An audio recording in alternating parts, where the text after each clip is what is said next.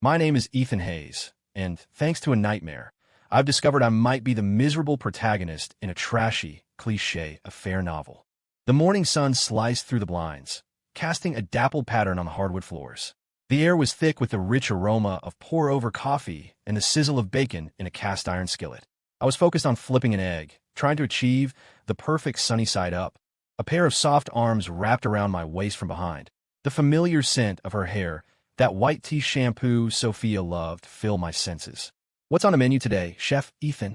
Her voice was husky with sleep, her cheek pressing into my back as she nuzzled against me. I killed the heat and slid the perfect egg onto a plate with a spatula. "Your favorite. Bacon and eggs, plus some toast."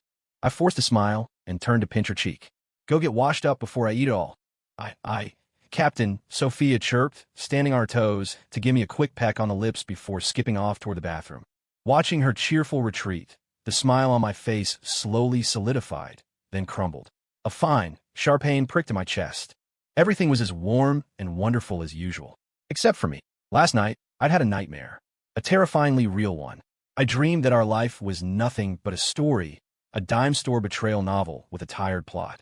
And I, Ethan Hayes, was the pathetic cheated-on husband. My beloved wife, Sophia, was the star of the show, the woman who would throw everything away for some pretty boy. The dream began in our warm, comfortable home. No, it wasn't our home anymore. The prints we'd picked out together were gone from the walls, replaced by a piece of cold, jarring modern art I'd never seen before. Sophia was sitting on the sofa, right underneath it. She was in loungewear, but her makeup was flawless, and the look she gave me was as cold as ice. Beside her sat a boy who, at first glance, seemed bright and cheerful, but I could immediately see the smugness and mockery in his eyes. His name was Liam. I didn't even know how that name popped into my head, but I just knew. The man, this Liam, was peeling an apple with the triumphant air of a conqueror. He sliced off a piece and held it to Sophia's lips. She opened her mouth without a second thought, accepting his offering. She didn't even look at me, as if I were just some intrusive stranger who'd wandered into her house. I heard my own voice, ragged and hoarse. "Sophia, what is he doing in our house?" She finally looked up, her eyes laced with impatience. "Ethan, can you please try to be mature? Liam's all alone out here, trying to make it. It's not easy for him, so I told him he could stay with us." Liam smiled, a smirk full of provocation.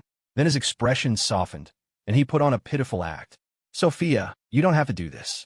I know I'm imposing. I don't want my being here to affect your relationship with Ethan." He stood up, walked over to me, and said in a voice just loud enough for me to hear, "Ethan, man, I'm sorry. It's my fault you misunderstood. Sophia was just worried about me living alone. Don't overthink it. I'll leave right now." He said he'd leave, but his feet were planted on the floor like they'd grown roots. It was Sophia who shot up, shielding him like a mother hen protecting her chick. "Liam, you don't have to listen to him. I bought this house. A freeloader like him has no right to kick my people out." Behind Sophia, Liam's smirk widened, dripping with silent mockery. Blood rushed to my head. "Ethan, stop acting crazy. You're embarrassing me. There's nothing left between us. Haven't you felt it?" She pulled a file from under the coffee table and threw it in front of me. "Divorce papers." My lawyer drew them up. "Sign them, then get the hell out.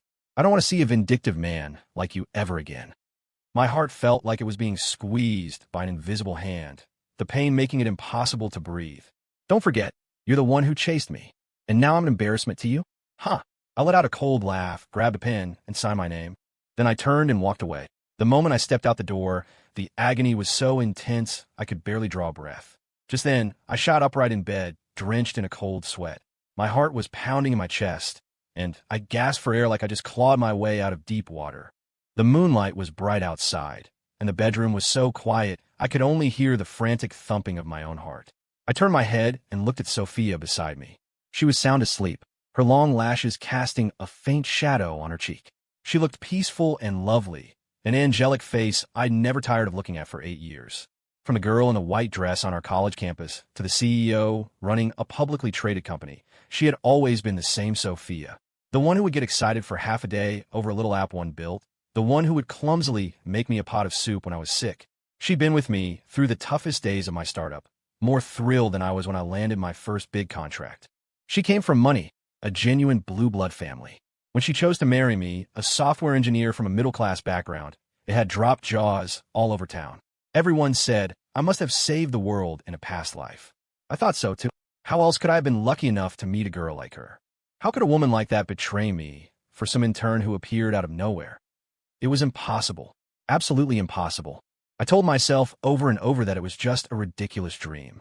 But every detail, Liam's smug face, Sophia's icy stare, felt as vivid as if I'd lived it. The pain and humiliation of being betrayed by the person I loved most, of having everything stripped away, still coiled in my chest, refusing to leave. Just like the novel in my head said, I was the classic loser protagonist. My entire purpose was to be cheated on, which would then trigger some kind of power-up. Either I'd go dark and get revenge, or I'd stage a massive comeback. And Sophia was the clueless heroine, blinded by infatuation, mistaking a worthless pebble for a diamond. I closed my eyes, took a deep breath, and tried to force the absurd thoughts from my head. Ethan. Sophia rolled over, her eyes fluttering open. She reached out, her warm, sleepy hand resting on my forehead. What's wrong? You're sweating. My heart seized, and my body went rigid. It's nothing. Just a bad dream. I squeezed out a smile that felt worse than crying. She immediately sat up, leaning closer, her eyes full of concern. Is work getting to you? Maybe we should get out of town this weekend. Looking at her worried expression, hearing her gentle voice, my insides twisted into a knot. Logic and emotion were at war in my head. On one side, 8 years of a real, loving marriage. On the other, that terrifyingly real, prophetic nightmare. Really, it's fine. It was a stupid dream, I said, pulling her into my arms, my chin resting on the top of her head. Go back to sleep. It's not even dawn yet. You too, then.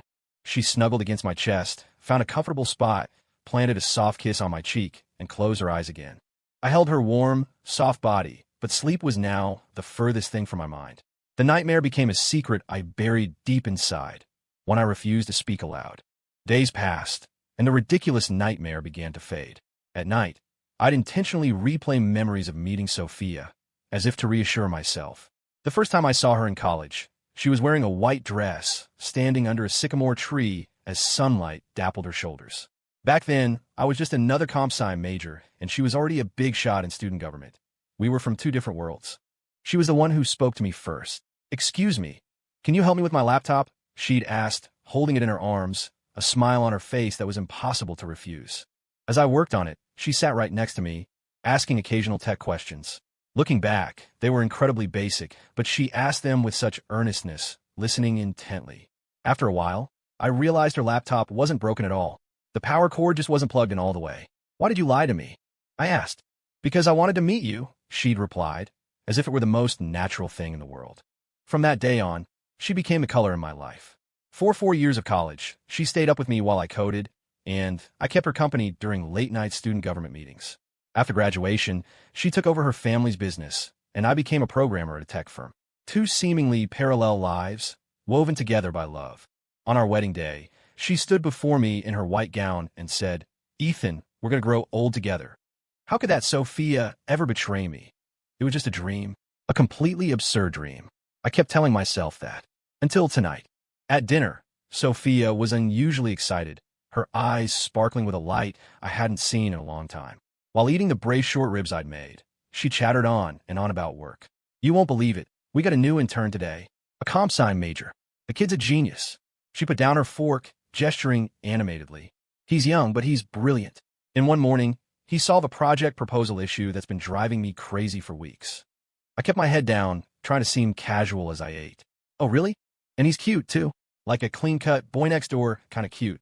Sophia's excitement grew. And he's so well-spoken, really polite. He calls me Sophia, but in this really earnest way, you know? It's kind of funny. My heart clenched. This was it.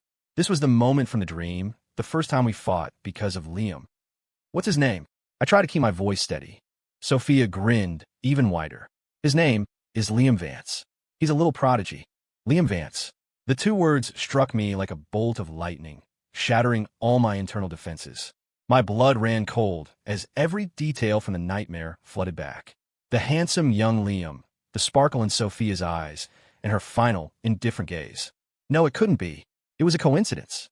Just a name. But why? Why did her eyes light up like that when she talked about him? Is that so? I heard my own voice, laced with an acidity I tried to suppress. All the geniuses are running off to be your interns now. The moment the words left my mouth, I regretted them. That wasn't me. I was never the type to make bitter, sarcastic remarks. but just slipped out beyond my control. Worse, it was the exact line from my dream. My heart started to race, my palms growing slick with sweat. It's happening. The story is starting. In the nightmare, this was the trigger. I'd say that line, and Sophia would freeze, her expression turning to ice. She'd accuse me of being petty, demand to know why I didn't trust her. Then we would have the biggest fight of our lives. She'd storm out and go to Liam for comfort. My heart plummeted into an icy abyss.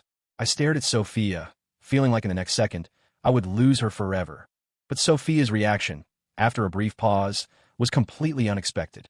She didn't get angry. She just blinked, set down her fork, and looked at me with an amused curiosity.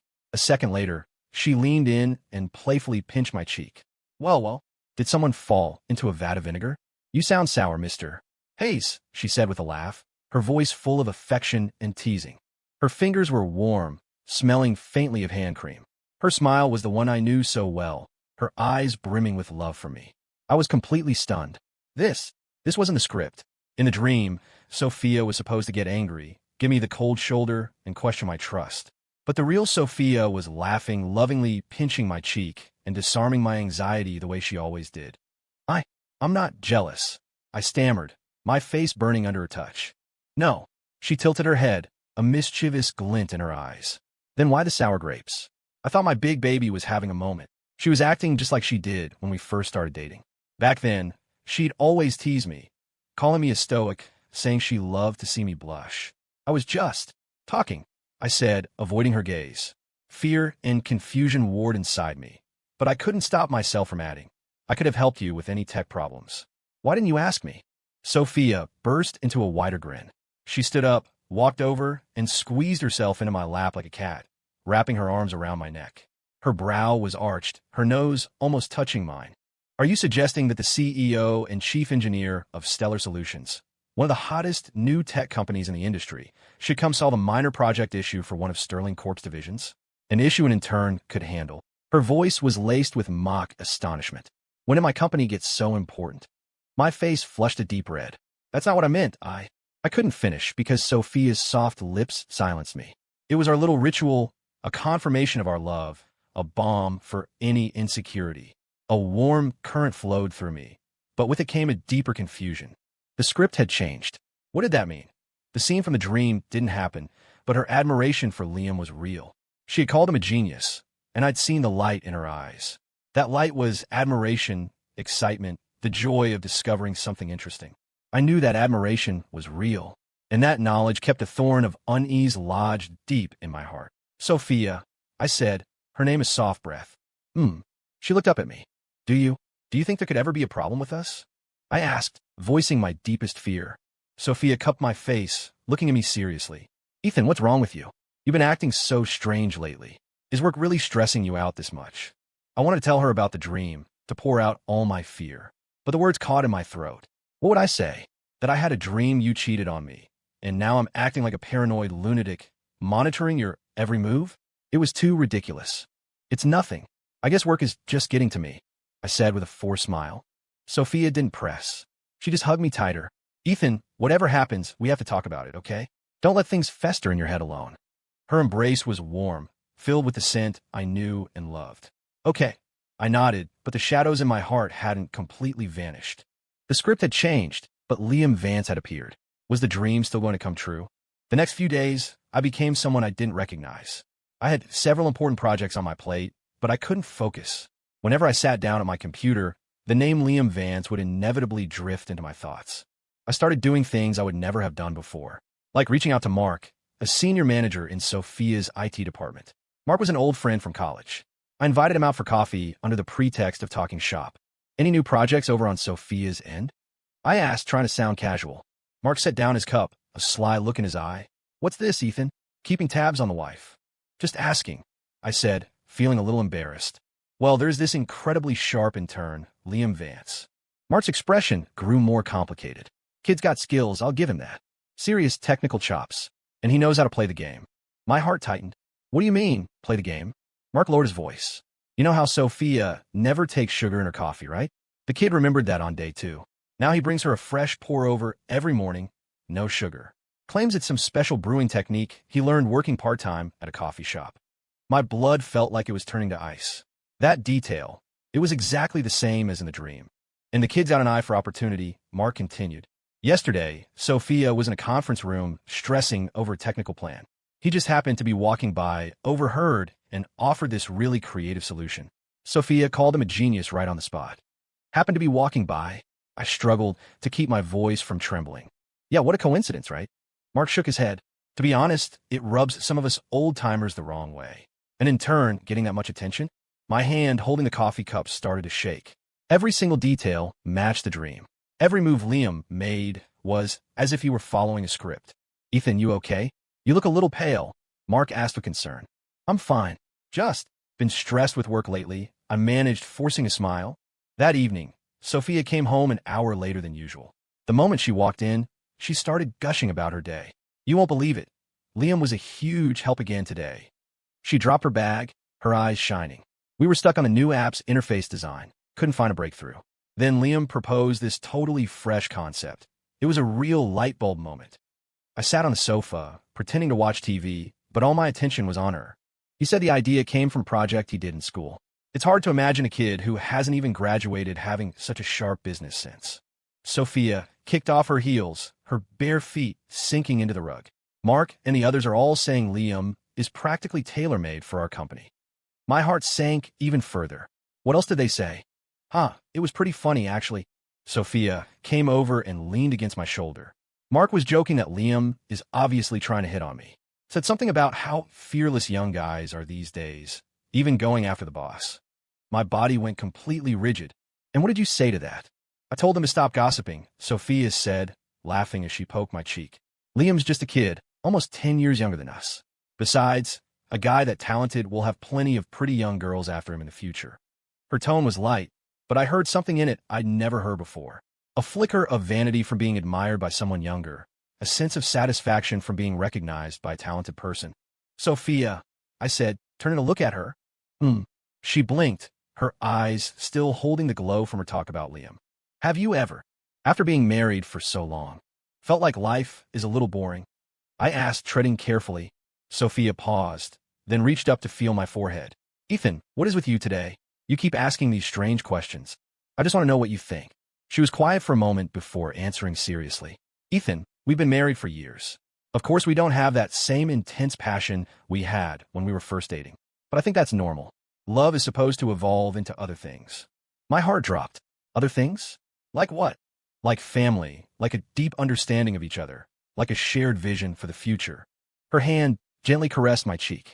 Ethan, are you sure you're okay? You've been overthinking everything lately. I didn't answer. I didn't know what to say. To me, her words sounded like a justification for a future betrayal. Love evolving into family. Is that even love anymore? The following week was a special kind of hell. I was possessed, constantly digging for information about Liam's performance at the company through any channel I could find. And every piece of news deepened my fear. Liam would volunteer to stay late and help when Sophia worked overtime. He would appear at just the right moment with a hot cup of tea when she was tired. He would provide the perfect solution whenever she hit a technical snag. Everything was unfolding exactly as it had in the nightmare. What terrified me most were the changes in Sophia when she came home. She started bringing up Liam constantly, her eyes always shining with that light I hadn't seen in a long time. It was the pleasure of being admired, the satisfaction of feeling her own allure again. She was still the same gentle, considerate Sophia. She still made me breakfast, gave me a massage when I was exhausted, and kissed me good night before we slept. But I could feel something shifting quietly, subtly. For instance, she started paying more attention to her appearance. She used to wear comfortable loungewear at home, but now she being something more put together. She started looking in the mirror more often, carefully fixing her makeup before leaving the house. She would casually mention things from her youth, sighing about how fast time flies. The changes were minute. If I wasn't watching her like a hawk, I might not have even noticed. But for me, a man consumed by fear, every tiny shift was another confirmation that the nightmare was coming true. The worst part was realizing that I was following the dream script, too. I became quiet, sensitive, and suspicious. Whenever Sophia mentioned Liam, I couldn't stop myself from making a sour comment. Whenever she was late, I couldn't help but wonder if she was with him. I was becoming the pathetic, unlikable protagonist for my dream. But Sophia's reaction remained different from the dream. Faced with my strange behavior, she didn't get angry or distant. Instead, she treated me with even more tenderness. She would hug me when I was silent, patiently comfort me when I showed my anxiety, and use her playful charm to diffuse the tension when I made a sarcastic remark. She was fighting, in her own way, to hold our relationship together. But I couldn't shake the fear inside me, because I was terrified that this was just the calm before the storm. That night, I sat on the edge of the bed, watching Sophia remove her makeup in the bathroom. In the mirror, she was still beautiful. Even at her age, time had only added a layer of mature grace. But I felt like I was losing my mind. For days, I had been debating whether to just confront her, to tell her about my fear, about the absurd dream, about my worries over Liam.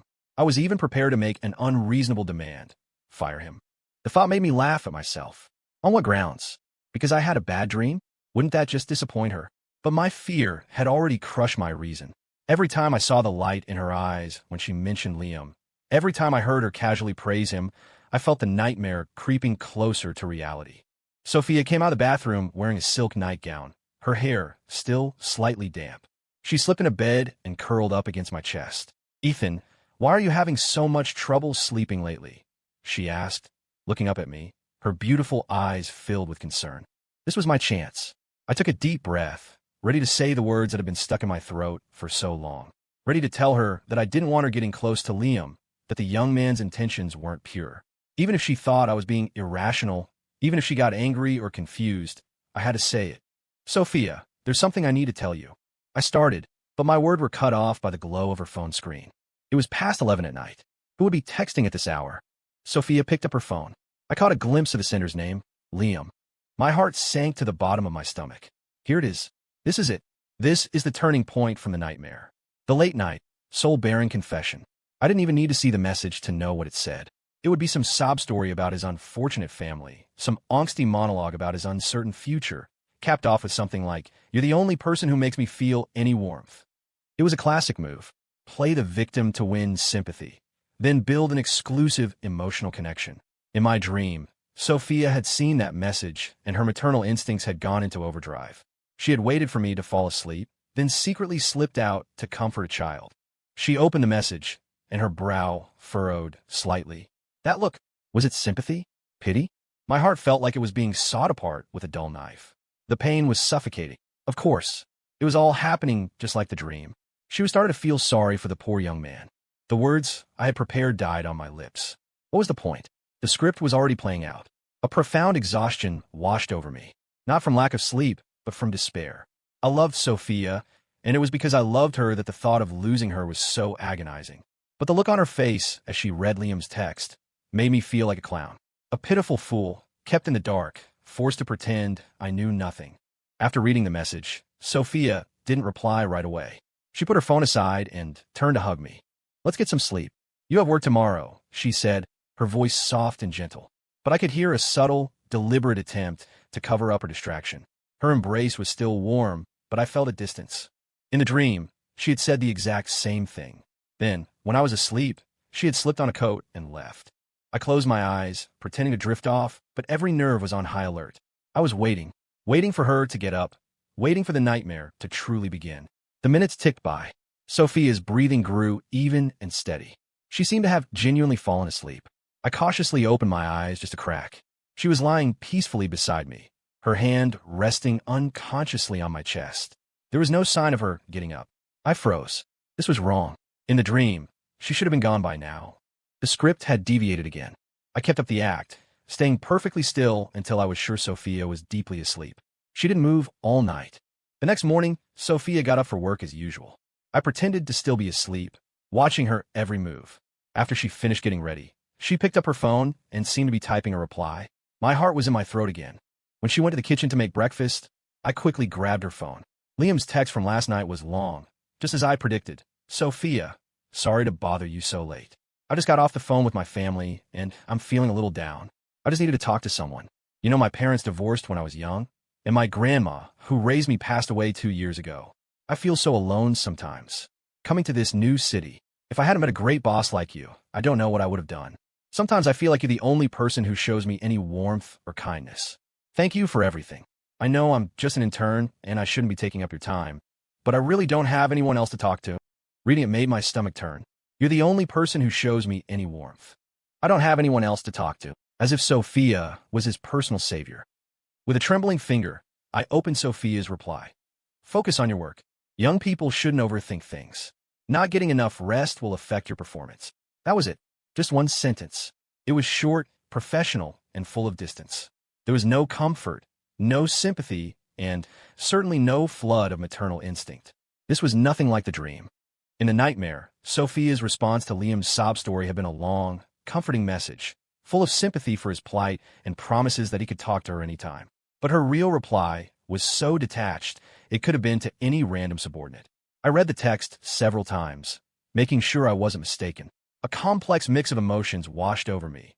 Relief, confusion, and a sliver of hope I didn't dare fully embrace. Maybe the nightmare was just a dream after all. Maybe my Sophia wouldn't be fooled by Liam's act. Ethan, breakfast is ready. Sophia's voice from the kitchen snapped me out of my thoughts. I quickly put the phone back where I found it and went to get ready. At the table, Sophia served me oatmeal and sprinkled pepper on my eggs, just the way I like it. How did you sleep last night? She asked while eating. Okay, I said, then decided to test the waters. Your phone went off late last night. Was it work? Sophia paused for a second, then shook her head. It was Liam. Sent a text about some family stuff. Her tone was completely neutral, showing no particular emotion. Is he having some kind of trouble? I probed further. Not really trouble. Just young people being dramatic, Sophia said, taking a sip of her coffee. Probably just homesick. She spoke about it as casually as she would discuss the weather. There was none of the gushing sympathy from the dream. A huge weight seemed to lift from my shoulders. So what did you say to him? Just told him to focus on his work and not to overthink things. She glanced at me. Ethan, why are you so interested in my company's business all of a sudden? I felt a little awkward. Just asking. Sophia reached out and touched my forehead. You've been really weird lately, always asking these strange questions. What's really on your mind? Looking into her concerned eyes, I felt the fear inside me start to recede. Maybe I really had been overthinking it. The Sophia in front of me was nothing like the one in the dream. This was the woman I loved. I smiled and took her hand. I'm not worried about him. I'm worried about you. I just think that kids these days can be complicated, especially when they're just starting their careers. They'll do anything to get ahead. You're too trusting. I'm worried you'll get taken for a ride. Sophia stared at me, then broke into a laugh. Ethan, what are you thinking? I've been running this company for years. I'm not going to be fooled by some kid. But if you don't like him, I'll just fire him. Seriously, what have you been worrying about all this time? You're losing sleep over something so small? Where's the confidence of tech CEO? Her eyes curved into crescents, not a hint of anger in them. They were filled with that unique, adoring tenderness she reserved only for me, as if we were still in the honeymoon phase of our relationship. It made my heart skip a beat. I quickly looked down at my plate, focusing on my food. Even after all these years, she could still effortlessly make my world spin. My fear slowly dissipated. Hearing her talk so casually about firing Liam, I suddenly felt how ridiculous my anxiety had been. My Sophia was never a woman who could be easily deceived. She had her own judgment, a deep commitment to our love, and she cherished what we had built together. You don't have to fire him, I said, squeezing her hand. I trust you. Sophia blinked, a flash of surprise in her eyes that quickly melted into a relieved smile. Now that's the Ethan I know. She leaned in and planted a kiss on my cheek. I was starting to think you were going to be suspicious forever. I ducked my head, ashamed of how I'd been acting. However, the next evening, when Sophia came home, she had a strange, unreadable expression on her face. She sank into the sofa and sat in silence for so long, I thought she might not speak at all. Ethan, she finally said, her voice a little hoarse. Liam, I fired him today. My heart seized, as if clamped in an invisible fist. Why? What happened? Sophia looked up, her gaze complex as it settled on my face. He confessed to me today. Of course. The final piece of the puzzle fell into place. Liam had finally shown his true colors. What did he say? I heard my own voice, trembling with a pressure I couldn't contain. Sophia took a deep breath, her expression shifting as she recalled the scene. He said he loved me, that the first time he saw me, he was captivated by my intelligence and beauty. That being with me made him feel a passion he'd never known before. My fist clenched at my sides, knuckles turning white. And then he said, Sophia's voice faltered for a second, as if she were mimicking Liam's tone. Sophia, I know this is wrong, but I can't help caring for you, loving you. I don't want to break up your family. I just want to give you a safe and happy place outside of your home. And then, ha ha, right then, Sophia, who had been trying to stay serious, completely lost it. She grabbed a pillow and collapsed on the sofa, roaring with laughter like a little girl who just pulled off a successful prank. A lovely blush spread across her cheeks. You have no idea how awkward it is to be confessed to by a guy 7 or 8 years younger than you with lines straight out of cheesy daytime soap opera. I felt like my toes were trying to dig a new basement under the office building from the secondhand embarrassment. Her laughter was crisp and clear, like a gust of wind that instantly blew away the dark clouds that had been gathering in my heart. I couldn't help but start laughing too. I sat down next to her and pulled her soft body into my arms. Well, that just proves how charming my wife is. As our laughter subsided, Sophia grew quiet in my arms. She looked up at me, her expression turning incredibly serious, as if she'd made a profound decision. She cupped my face with both hands and said, gently but clearly, "Honey, I'm sorry." I admit it.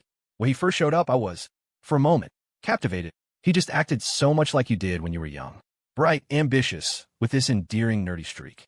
If it weren't for that, I never would have been fooled by his cheap, obvious tactics for so long. I didn't see it for what it was until he sent that text. But regardless, I did develop a crush on the idea of him.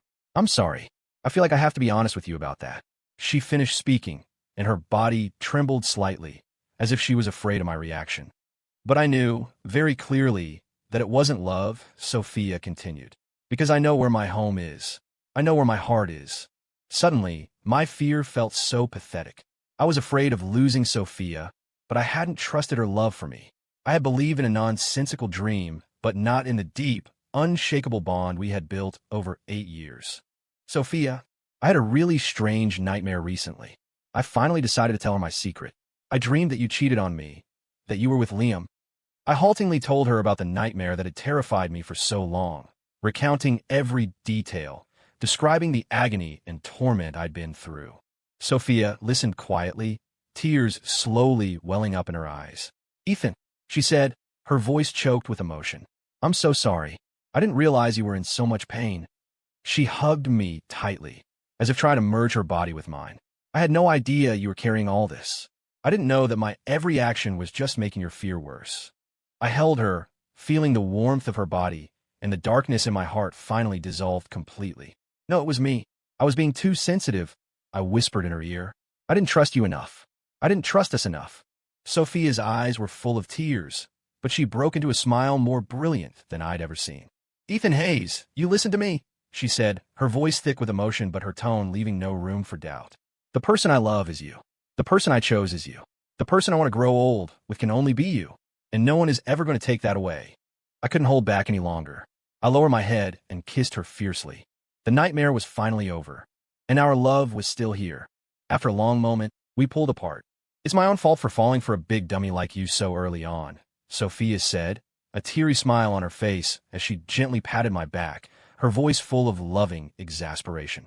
I took a deep breath, the air mixed with the scent of her hair filling my lungs like a warm current, chasing away every last trace of emptiness and anxiety.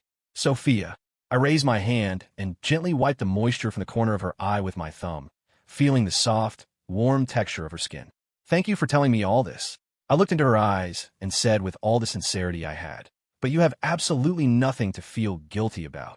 She blinked her misty eyes, seemingly surprised by my reaction. I smiled, deciding it was time for my own overdue confession.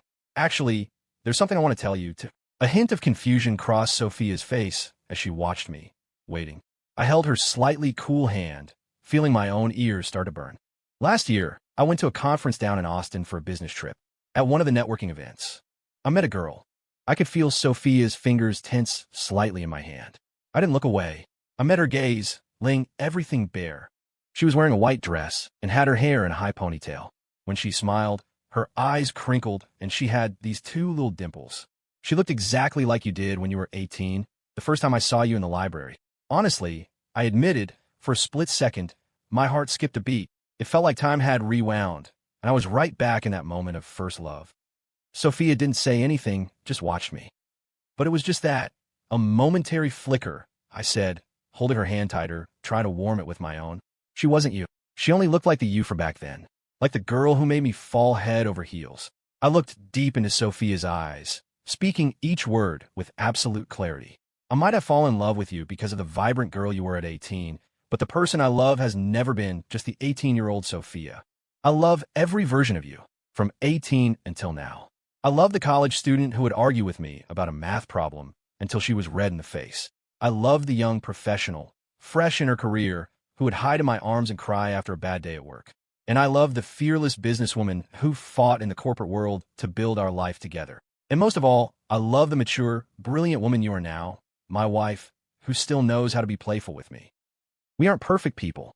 We both have moments of confusion and doubt. But it's that imperfect honesty that makes our love more real, more solid. Ethan, Sophia said suddenly, her voice trembling with a solemn weight. From now on, let's be more honest with each other, okay? Whatever happens, good or bad, we tell each other right away. No more hiding things. Okay, I nodded firmly. It was our pact. And her tone shifted, and she blinked playfully, a mischievous smile spreading across her tear-streaked face. The next time some young girl in a white dress bats her eyes at you, you have to report it to me immediately. She leaned in close, lowering her voice to a mock-threatening whisper. So I can go help you prune those stray branches. I couldn't help but laugh at how adorable she was. Deal. So what if some handsome, rich young guy confesses his love to you? Then she said, lifting her chin proudly like a little peacock, I'll reject him on the spot, in front of everyone. Then I'll come home and tell you all about it, just to remind you exactly how in demand your wife is, just to keep you on your toes. We held each other, laughing and joking, the last of the shadows in my heart completely gone. Outside, the night was dark, but inside our home, everything felt brighter than ever. Later that night, after Sophia had fallen into a deep sleep with her head on my arm, I quietly slipped out of bed and went to the study. The soft glow of the monitor lit up my face. I looked at the document I had created, the one that chronicled the so-called plot. The cold, hard text had been like a curse, binding me, nearly destroying the most precious thing in my life. I am not a puppet protagonist in anyone's story. I am just Ethan. I am Sophia's husband. And my wife, Sophia, is not some heroine from a trashy affair novel. She is my love, the treasure I would spend my life protecting. I moved the cursor over the file. Without a moment's hesitation, I hit permanently delete. Outside the window, the city lights twinkled, a million warm and real lives. And here, in our warm little home, we had the most precious thing in the world, each other's genuine love. It wasn't a love from a novel, or a movie, or any other work of fiction. It was the love of Ethan and Sophia, unique and unbreakable. Sophia's perspective. When I first saw Liam Vance, I admit, I was taken aback. There was a clean-cut, stubborn, boyish energy about him. It was like a breeze from years ago, instantly transporting me back to college. He was so much like him, like the Ethan who would argue with me in the library over a single problem, red in the face, but would still secretly save me a seat the next day. Because of that damned similarity, I found myself giving him a little more attention than I should have. I even caught myself unconsciously bringing him up in conversations with Ethan, praising his ambition and energy. I was lost in this nostalgic filter, acting like a fool, completely oblivious to how my big idiot at home was feeling. It wasn't until that night, when I received that text message with its obviously manipulative design, that I finally woke up from my self-deceiving fantasy. That's when I realized it all. The calculated concern, the coincidental appearances, the subtle hints. It was all so obvious. The man who bore a shadow of my husband's youth had a heart full of disgusting schemes. After clarity came a tidal wave of guilt and fear. I instantly understood why Ethan had been looking so exhausted and worried lately. It wasn't work stress at all. It was my fault. After so many years of marriage, he must have sensed my unusual behavior, sensed the presence of a predator. But I had been completely clueless, continuing to hurt him with my ignorance. I stared at the nauseating text on my phone screen, my heart aching as if pierced by 1,000 tiny needles. Not for that pathetic clown, Liam, but for my husband, my fool, who was heartbroken by me, but still pretending to be strong. I despised the scheming intern, but I hated myself even more. An intern could never hurt Ethan. The only person who ever could was me. I put down the phone, my heart aching as I hugged my foolish husband.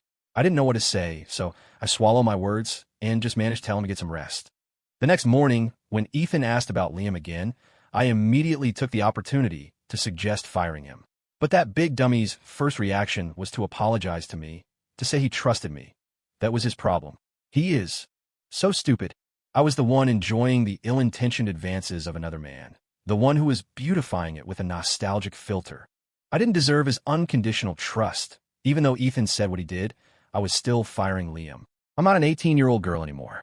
I can tell the difference between sincerity and an act. Besides, I have Ethan. This absurd farce had to end. When Liam walked into my office, that expression he probably thought was deeply affectionate still plastered on his face. I knew I wouldn't even have to come up with a reason to fire him. Sophia, there's something I need to tell you, Liam said, closing the office door, his tone becoming unusually serious. I put down the file I was holding and leaned back in my chair, watching him expectantly. Go on. He took a deep breath and began his carefully prepared confession. Sophia, I know this might sound sudden, but I love you. His voice trembled, his eyes filled with sincere emotion. From the first day I met you, I was captivated by your intelligence and beauty.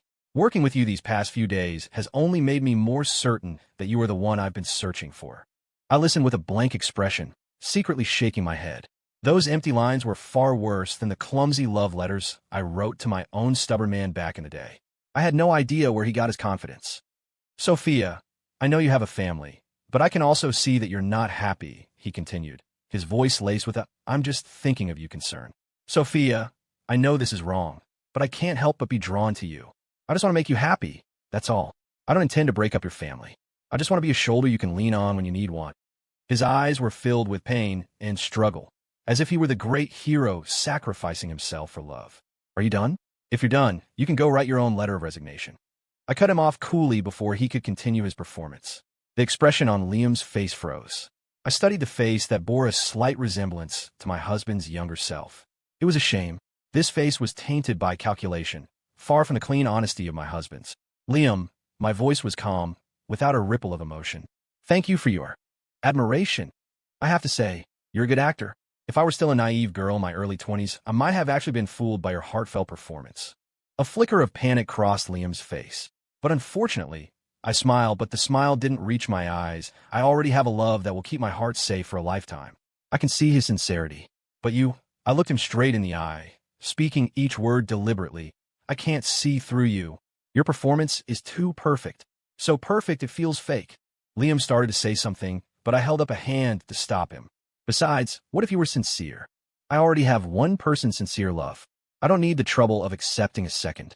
I stood up and picked up the office intercom. HR, please process Liam Vance's termination. Settle his final paycheck and any compensation according to policy. The color drained from Liam's face. Sophia, Liam, I said, turning to face him. You're a talented kid. I'm sure you'll find a more suitable job. But here, with me, you've crossed a line. He looked like he wanted to say more, but after seeing the resolve in my eyes, he said nothing. He simply turned and left my office. Watching him go, I felt an unprecedented sense of relief. The ridiculous farce was finally over.